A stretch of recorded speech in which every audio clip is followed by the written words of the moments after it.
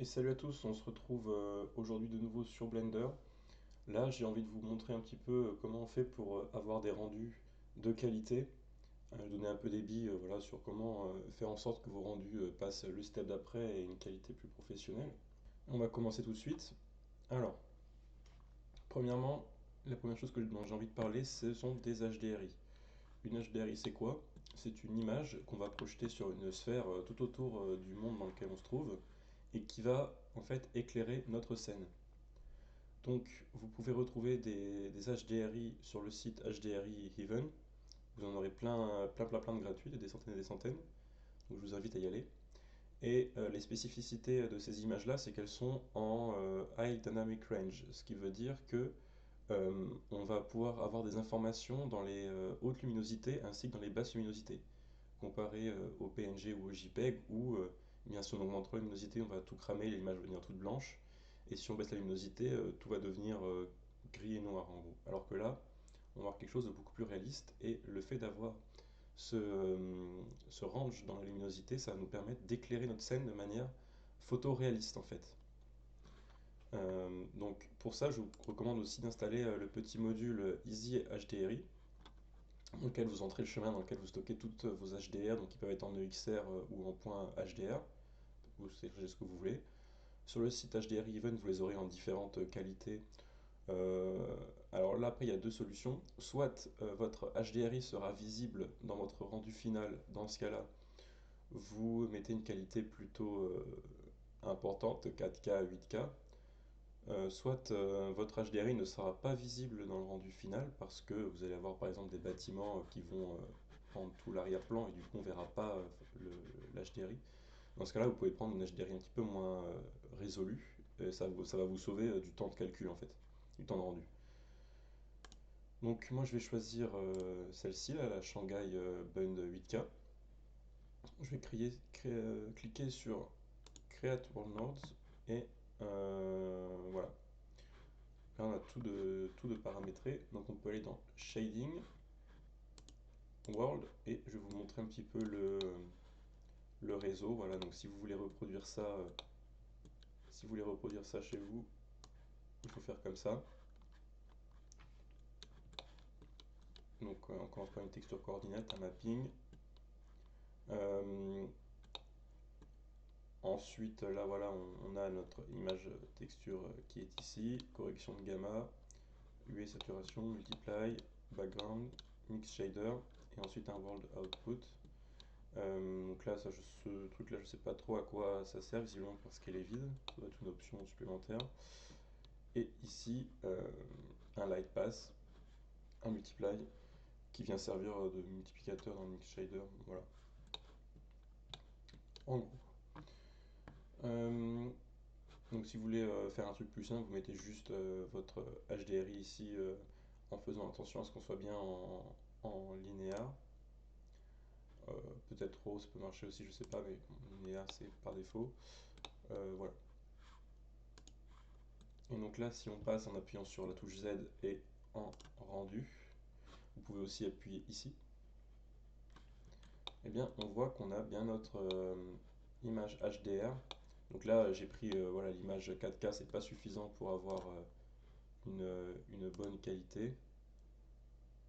Là voilà, si on remet Shanghai en 8K, bon, la qualité est peut-être un petit peu meilleure, mais c'est pas encore tout à fait ça.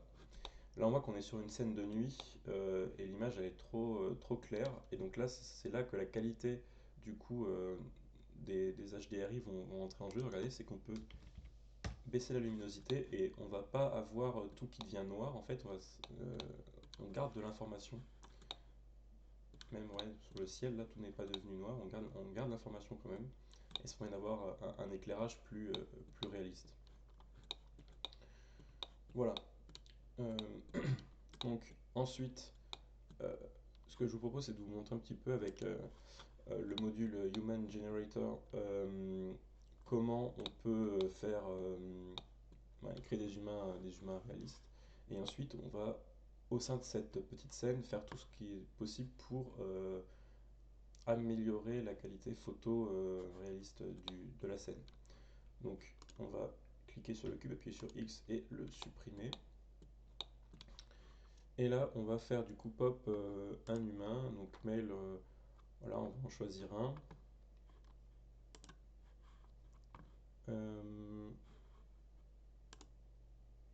On va en créer un, voilà, hop. On attend qu'il se crée. Voilà, parfait, il est là. Ok. Donc on va juste lui... Donc on va regarder un petit peu mon length. On va rien toucher. On va simplement lui mettre une coupe de cheveux pour aller plus vite. Vous pourrez explorer ce module-là si vous l'avez par vous-même.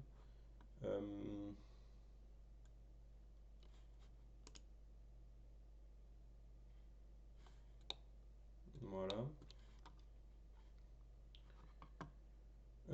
Ensuite, Air Material, on va le mettre en Accurate pour que ce soit plus réaliste au sein de Cycles, qu'on va regarder par la suite. Donc là, moi, ce que j'aime bien faire, c'est augmenter normal ici, subsurface catering, on va mettre on pour avoir plus de réalisme. Et la roughness, on va la monter aussi un petit peu. Voilà. Ok. Oui, on peut ajouter un petit peu de taches de rousseur. Quelques petits défauts de peau. On peut ajouter quelques rides. Alors, voilà, on va se mettre comme ça va.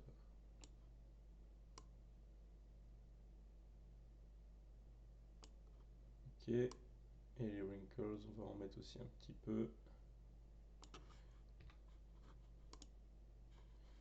Mais d'avoir un humain un petit peu plus réaliste. Ok. Donc, hop, on va finir la phase de création.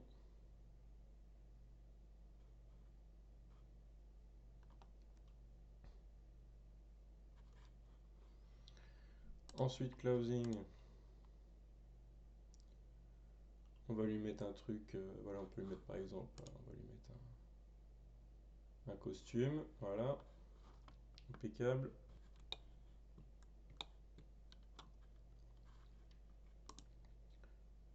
En termes de pose, où il est en train d'expliquer quelque chose, voilà, mettons par exemple ça.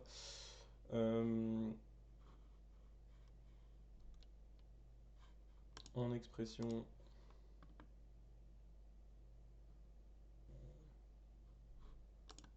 constipated, allez. Ok, parfait. On va remettre les cheveux, voilà, encore une fois. Les chaussures. On va lui mettre ça, hop, voilà.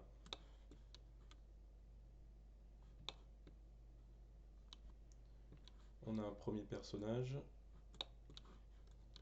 On va rapidement en faire un deuxième. Ok, donc j'ai fait un cut. J'ai ajouté un nouveau personnage. Comme vous pouvez le voir avec les vêtements, on a un petit problème ici. Donc on peut résoudre tout simplement en cliquant sur le vêtement, en appuyant sur la touche Tab du clavier. Ensuite vous allez venir sélectionner quelques vertex qui peuvent poser problème. Ceux qui sont un peu renfoncés. G, Z, on va les remonter un petit peu. Si vous appuyez ici, vous allez pouvoir faire une sélection qui va prendre en compte aussi d'autres vertex environnants.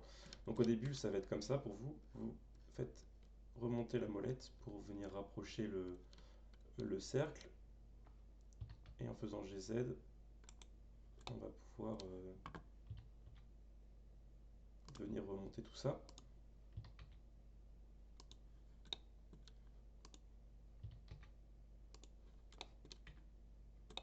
Voilà, vous voyez que là, on a amélioré quand même pas mal le souci.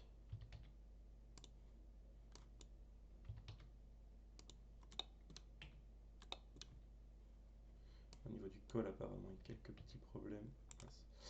Quelques petits problèmes. Voilà, bon ça se voit de devant, ça se voit plus trop. Ok. Peut-être ici quand même.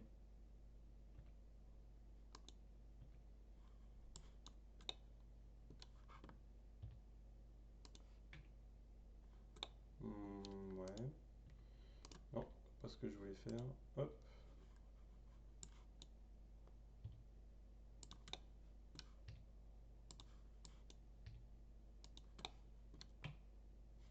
Voilà. Et ensuite le chemisier là. Hop, hop. Il a l'air un petit peu plus complexe lui. Hop, on va juste l'avancer un petit peu. Bon voilà, on va dire que c'est ok. Bon, on a les deux personnages. Donc si vous voulez modifier leur pose, vous pouvez. Donc si vous voulez ajouter plus de contrôle pour le corps, vous pouvez générer un Regify qu'ensuite vous pouvez contrôler avec les options qui sont ici.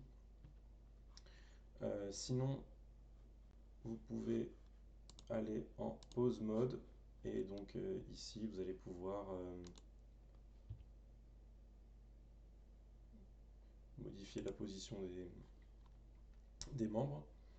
Tout en sachant que certains sont en mobilité FK, donc c'est-à-dire forward kinématique. Si vous voulez bouger, en fait, ça fera bouger que cet os-là. Et en inverse kinématique, bah, typiquement c'est la main, c'est-à-dire que si vous le bougez, ça fera bouger également les autres os qui sont avant lui en fait. Vous voyez que la main fait bouger aussi le bras, l'épaule, tout ça. C'est très pratique quand on veut amener, créer une position customisée. Et ensuite on peut revenir en mode objet, voilà. On va remettre les cheveux. Ok, donc là, maintenant, ce qu'on va essayer, on va placer les personnages de manière à ce qu'on ait l'impression qu'ils soient en train de discuter. Donc, GY,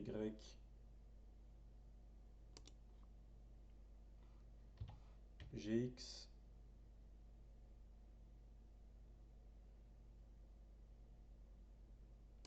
donc en cliquant sur l'armature, parce que c'est l'armature qui gère tout le personnage, et ensuite un petit RZ 180, et voilà. Donc là, ils sont peut-être un petit peu loin, GY, on va les rapprocher. Voilà. Easy HDRI, ça c'est la 8K, ça c'est la 4K. Je trouve qu'on n'a pas une très bonne qualité. Ça c'est peut-être Blender qui compresse un petit peu les images. Ok, pas de souci. Si vous cliquez là-dessus, vous faites H, ça va les virer. Voilà, vous pourrez toujours les faire réapparaître en cliquant donc, dans l'onglet Humagen ici. Ok, collection 3, ça sert à rien. Maintenant, on va s'attarder à la caméra. Donc en cliquant sur 0, vous allez avoir votre caméra. Si vous cliquez sur View, vous allez avoir Camera to View, qui permet de bouger la caméra quand on bouge sa vision.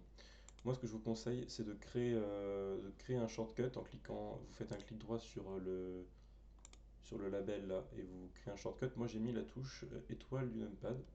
Donc, ça permet de ne pas aller dans les options à chaque fois en fait. C'est plus rapide. Et donc là, on va placer la caméra de façon à avoir une vue qui soit jolie. Donc, hop, N pour virer le panneau sur le côté. Voilà, on va se mettre comme ça. On va créer un format cinématique, donc là en mettant 816, donc ce qui nous met à 2,35 comme ça. Et ce que j'aime bien, moi, donc vous cliquez sur la caméra, vous allez là, Viewport Display, et le passe-partout, je le mets à 1, parce que comme ça je ne suis pas distrait par ce qu'il y a sur les bords du cadre, de 1, et de 2, ça demande moins de ressources à Blender en fait. Voilà, donc maintenant ce qu'on va faire, c'est qu'on va continuer à positionner notre caméra. On peut chercher un angle de vue qui soit, on va dire, un peu stylé. Donc là, en caméra, on est à 50 mm. Ce que je vous recommande, moi, parfois pour certains plans, donc là, on a déjà un plan assez photogénique, on va dire, c'est de prendre des longues focales. La longue focale, ça va vous permettre de recentrer un peu l'émotion sur les personnages qui sont au premier plan, en agrandissant, vous voyez, tout l'arrière-plan. L'arrière-plan, en fait, il va occuper plus d'espace à l'image. Et donc, mettons, vous voyez, donc là, mes deux personnages, ils sont dans le tiers central. Si je dézoome et qu'ensuite je rezoome sur mes personnages pour qu'ils occupent le même espace, là, vous voyez qu'avec une plus petite focale, j'occupe un plus grand espace d'arrière-plan. Si maintenant je me remets à 80 et que je dézoome pour garder la même taille de personnage, voilà, là on a un plan plus serré, l'arrière-plan il occupe, enfin une plus petite partie d'arrière-plan va occuper plus d'espace à l'image. On peut essayer de faire par exemple un petit rendu en appuyant sur F12 pour voir ce que ça donne. Ok. Ce que je vous conseille moi maintenant, c'est pour avoir une bonne composition, c'est d'utiliser les guides de composition. Donc là vous en avez deux types. Hop, donc on clique dessus, on reste bien ici pour avoir les options. Ça va vous permettre de placer vos personnages par rapport aux règles de composition. Donc je vous conseille, par exemple là ici, si vous utilisez des règles des tiers, c'est de placer chaque personnage à un tiers et le personnage sur lequel on porte attention, donc celui dont le visage est visible, de le mettre au croisement de deux traits comme ça, ce qui va vous permettre d'avoir quelque chose de plus agréable à l'œil, voilà. Et sinon vous avez aussi le Golden Ratio, voilà, qui donnerait ça en l'occurrence. Le Golden Ratio, je dirais, est plus à utiliser quand on n'a qu'un seul personnage à l'image, tandis que le Thirds va plutôt être utile quand on a deux personnages à l'image, ou alors enfin un personnage ou alors objet d'intérêt. Voilà, donc on peut. Et n'hésitez pas par exemple à couper le haut de la tête d'un personnage, c'est pas hyper important, ça permet d'avoir voilà, quelque chose de plus peut-être un peu plus intime. Voilà. Et on va recliquer sur du coup étoile pour sortir du mode caméra. Et on va pouvoir utiliser le Depth of Field. Donc là, vous voyez, ça permet de créer du flou d'image. Voilà. On va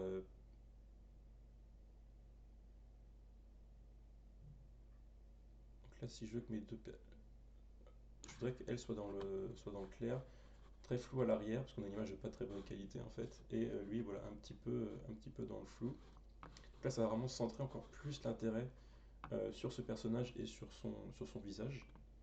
Si vous voulez contrôler plus efficacement le depth of field, ce que je vous recommande, c'est de créer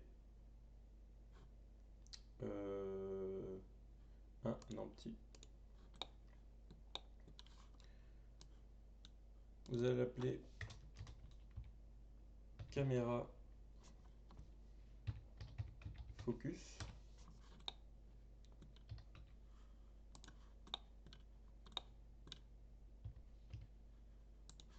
Et en cliquant sur la caméra ici, focus on object, vous allez mettre caméra focus. Voilà. Et donc, la caméra fera le focus du coup sur l'objet que vous lui donnez. Donc là, voilà, si je fais le focus sur son nez, ce sera elle qui sera en clair. On retourne sur la caméra. Ici, donc le f-stop, ça va vous gérer la profondeur de champ. Donc,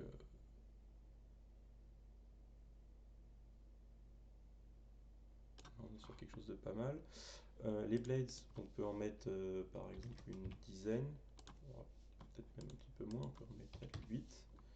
Et le ratio 1.8 pour avoir quelque chose d'un petit peu plus anamorphique, on va dire. Voilà. Maintenant, mettons qu'on passe en cycles. On va avoir quelque chose de plus réaliste. Donc là, passez bien en GPU, hein. Ça sera plus rapide.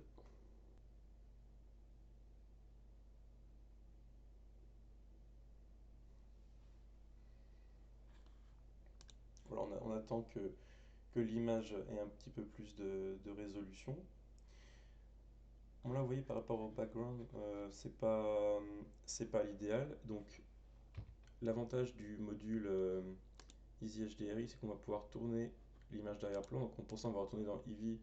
Ce sera peut-être un petit peu plus simple.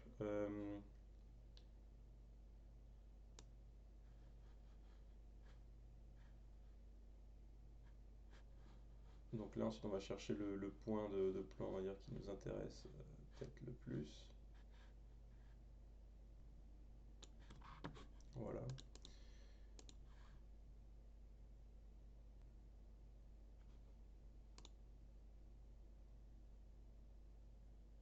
Donc si on l'éteint, forcément, on a un éclairage peut-être un petit peu plus, tout petit peu plus réaliste.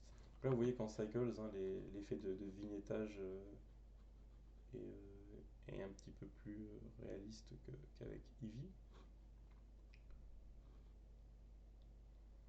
Là, on a quelque chose qui est vraiment pas mal. Si je coche des noises, on va avoir le moteur de Blender qui va travailler pour nous pour une image un petit peu plus nette.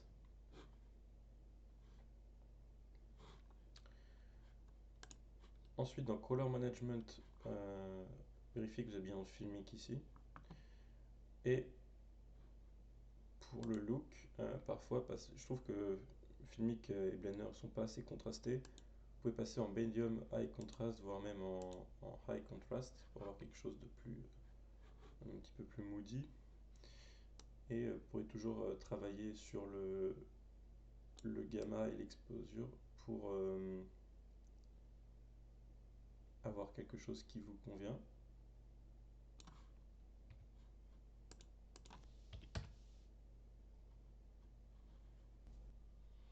Voilà, donc là le rendu est terminé. Vous pouvez le sauvegarder en faisant Save As et en choisissant OpenEXR, RGBA ou alors RGB si vous n'avez pas de transparence, en Float, Full et DWA. Donc vous pouvez le sauver. Ok, donc après avoir enregistré l'image, vous allez pouvoir ouvrir une nouvelle fenêtre de Blender. A puis X pour tout supprimer et on va se retrouver dans le compositing. On va cliquer sur Use Nodes et on va importer l'image qu'on vient de rendre. Voilà. Ça, vous supprimez. On va rejoindre ça et ensuite on va faire Maj A et ajouter un node de viewer. Ensuite on va appuyer sur CTRL Maj et on va faire pardon, juste Maj et faire un clic droit en passant la souris sur le trait pour créer un point de raccordement. Et on peut aller dans View et faire un Fit, voilà, pour mieux s'y retrouver.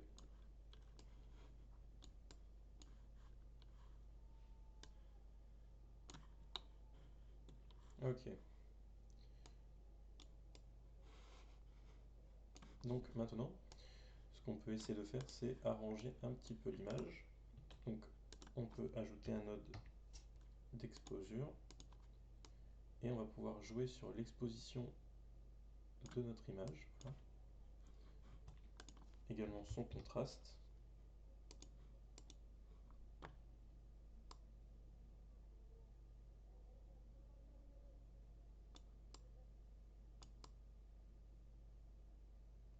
On sent évidemment sans tout cramer non plus, hein.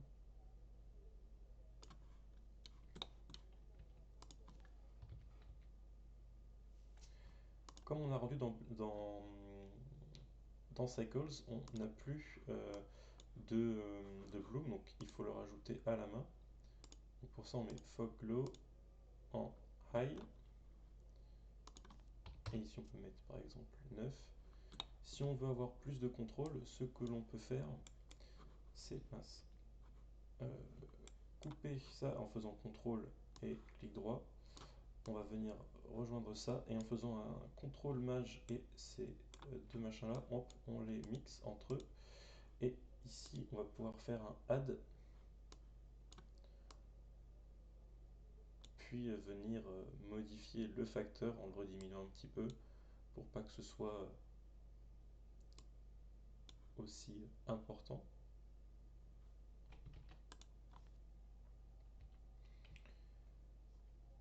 On va pouvoir aussi jouer sur la saturation. On la diminue un petit peu si on veut des couleurs un petit peu moins saturées.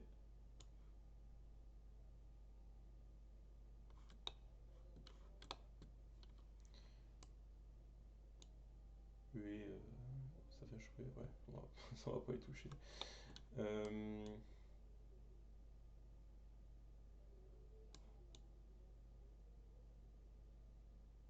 Non, c'est peut-être un petit peu trop. On va revenir à quelque chose de plus central, voilà. Ok.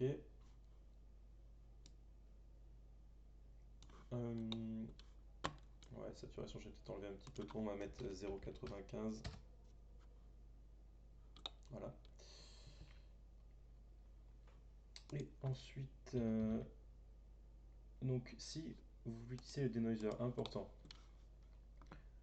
avant de faire votre rendu dans Cycles, là vous mettez Cycles, vous décochez cette case ici, et puis là vous allez cocher les cases qui vont servir, voilà, denoising data. Quand vous avez coché ça, ça va vous permettre de récupérer les données qui vont servir à denoiser votre métrage.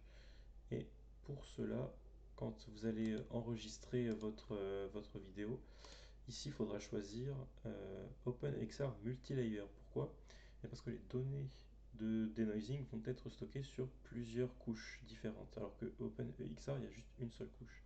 Et ici, là, vous voyez qu'on a trois couches en gros. Eh bien, ces deux-là, pour l'instant, enfin, il n'y a rien dedans. Mais si vous faites ça à l'enregistrement, vous aurez deux couches en plus. Et il suffira de les relier, donc relier image dans image et les deux couches supplémentaires normales et albédo là-dedans pour avoir en sortie une image sans bruit. Ça va vous permettre de faire des rendus moins longs et en virant le bruit plus tard après. Ok, donc pour le grain, donc ce que vous pouvez faire, c'est ici ajouter une texture. Vous allez dans l'onglet texture là, choisissez noise, vous le remettez ici, et en faisant un multiply, en baissant le facteur, on obtient à peu près ce qu'on veut. Vous voyez, on obtient un petit peu de grain. Moi, ce que je vous conseille quand même, c'est de le faire dans After Effects en faisant un add grain. Voilà, en post-production, ça sera quand même de bien meilleure qualité. Mais bon, on peut le faire aussi comme cela. Et si on fait, si vous appuyez sur M, ça permet de mute une case comme ça. En plus, ça abaisse un petit peu la luminosité. Voilà. Et pour terminer avec un petit peu de color correction ou alors de color grading si vous voulez faire ça, vous pouvez aller dans color, ajouter une courbe RGB pour jouer un petit peu sur le contraste par exemple.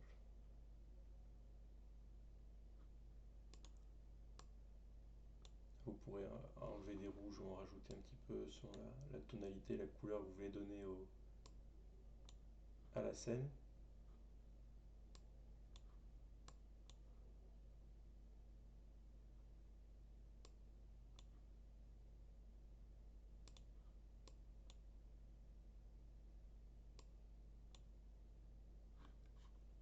Hop, voilà. Puis sur M, ça permet de voir le résultat avant et après. Là, on a quelque chose de pas trop mal.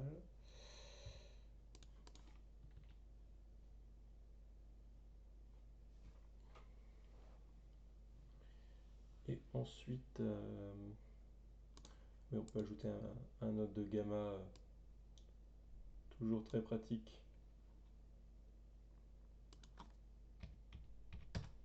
1,1 par exemple.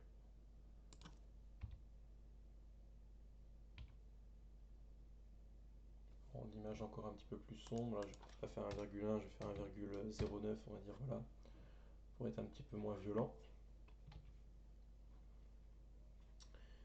Et on peut rajouter color balance. Alors vous pouvez ajouter ça, il y a peut-être mieux que color balance, color correction, qui est pas mal du tout en général. Et ce qui va nous permettre de jouer plus finement, voilà, sur vraiment la colorimétrie de la scène. Là c'est peut-être un tout petit peu trop désaturé. Voilà, c'est déjà mieux. On va pouvoir jouer sur les midtones aussi.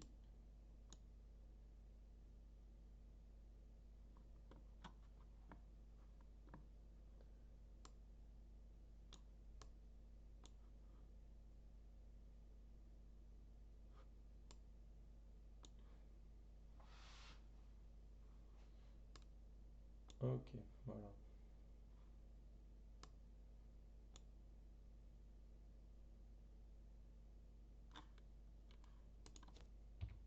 Et on vérifie un avant-après.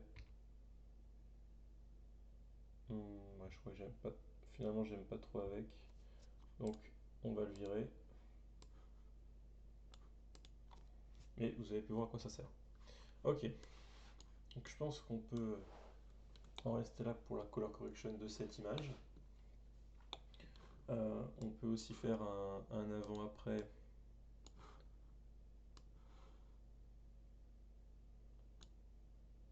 Donc ça c'était avant.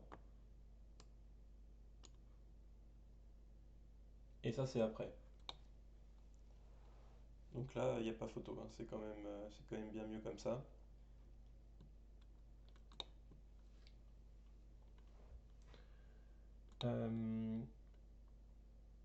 Et ensuite, bah là, vous pouvez, une fois que votre color grading est terminé, vous pouvez l'exporter en PNG sans compression par exemple, ou alors une très légère compression, ou alors directement en vidéo. Même si je conseille plutôt de l'exporter en suite d'image, ça sera mieux traité, je pense, après pour votre logiciel de montage. Voilà. Donc, je pense que c'est fini pour ce tutoriel-ci en particulier. Je sais que sur Eevee, il y a des techniques, on va dire, pour améliorer le rendu en faisant des baking de lighting par exemple. Donc ça peut éventuellement être une vidéo pour la suite, je sais pas. Je pense qu'on peut s'arrêter là pour aujourd'hui, puis si j'ai d'autres idées, je referai une autre vidéo. Voilà, à très vite, salut.